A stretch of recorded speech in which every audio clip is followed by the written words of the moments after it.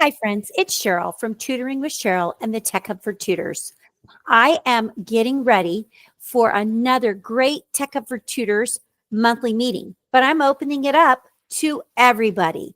You can come and learn all about Google Sites and building out a free website. Now, what you're looking at right here is an updated version of a free website that I can publish and I can share with other people.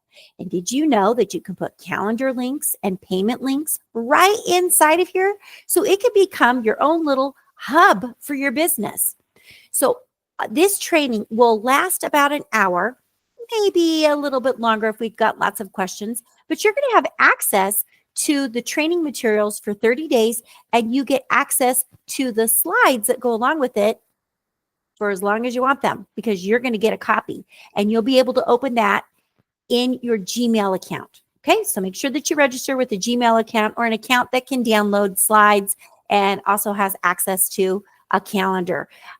This monthly meeting is free for all of the members in the Tech Hub for Tutors. But if you're not a member, you can join. Click on the link, get the details, and I hope to see you this month at the Tech Hub for Tutors training coming up soon.